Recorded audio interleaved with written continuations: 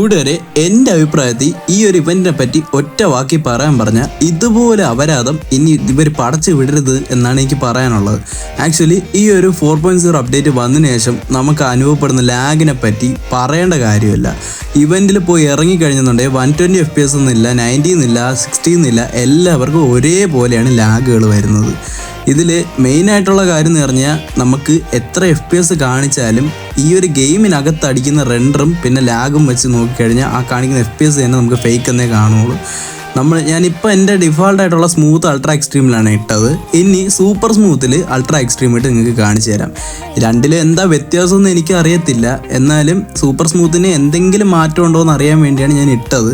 Actually graphics വലിയ രീതിയിൽ മാറ്റമൊന്നും എനിക്ക് തോന്നിയില്ല. ഇനി ബീറ്റ വെർഷൻ ആയതുകൊണ്ടായിരിക്കണം. എന്തായാലും നിലവിലുള്ള നമ്മുടെ FPS സ്റ്റേബിൾ അല്ല. പിന്നെ ഇൻ്റർനെറ്റ് ഇഷ്യൂ എന്ന് പറയുന്നത് മാരകമായിട്ട് നമ്മൾ ഫേസ് ചെയ്യുന്ന കാര്യമാണ്.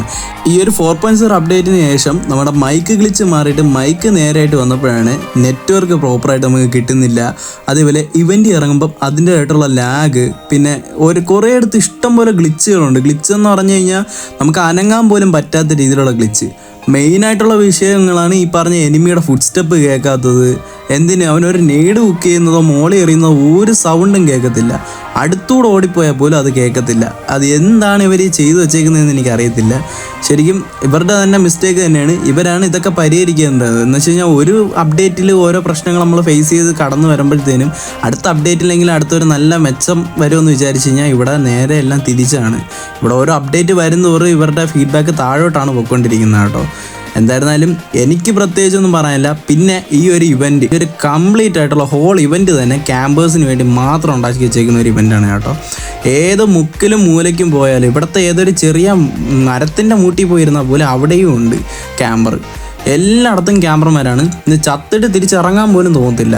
എന്തിന് വന്ന് ലാൻഡായ ഉടനെയാണ് എവിടെ നിന്നാണ് വരുന്നതെന്ന് പോലും അറിയത്തില്ല. വന്ന് എവിടെ നിന്നില്ലാതെ അടിച്ചിട്ടങ്ങ് പോവും. അല്ലെന്നുണ്ടെങ്കിൽ പോയി കയറുന്നിടത്ത് എവിടെയെങ്കിലും പാത്തിരുന്നടിക്കും. എൻ്റെ ഹോണസ്റ്റായിട്ടുള്ള ഒപ്പീനിയനിൽ ഇതുപോലെ വേഴ്സ്റ്റായിട്ടുള്ളൊരു ഇവൻറ്റ് സത്യം പറയല്ലോ, വേഴ്സ്റ്റ് എന്ന് പറഞ്ഞാൽ ലോക വേഴ്സ്റ്റ് ആയിട്ടുള്ള ഒരു ഇവൻ്റാണ്. നമ്മൾ ക്രിംസൺ മൂൺ കളിച്ചിട്ടുണ്ട്. പിന്നെ അതേപോലെ അതായത് ആ ഡ്രാക്കുള കാസിൽ അതും, പിന്നെ അതേപോലെ നമ്മുടെ ആ കത്തിയുടെ ഇവൻ്റൊക്കെ ഉള്ള നമ്മൾ ഇഷ്ടം പോലെ, അതായത് ഇതേപോലെ കോട്ട രീതിയിലുള്ള വലുതായിട്ടുള്ള ഇഷ്ടം പോലെ ഇവൻറ്റുകൾ നമ്മൾ കളിച്ചിട്ടുണ്ട്. പക്ഷെ അതിലൊന്നും ഇല്ലാത്ത ബഗ്ഗുകളാണ് ഈ സൗണ്ട് ഇല്ലായ്മ, സ്റ്റക്കാവുന്നത്, ഗെയിം ഫ്രീസ് ആവുന്നത്. പിന്നെ ക്യാമറമാരെന്ന് വെച്ച് കഴിഞ്ഞാൽ ലോക ക്യാമറമാരാണ്. ഒന്നും പറയാനില്ല എനിക്ക് പ്രത്യേകിച്ച്.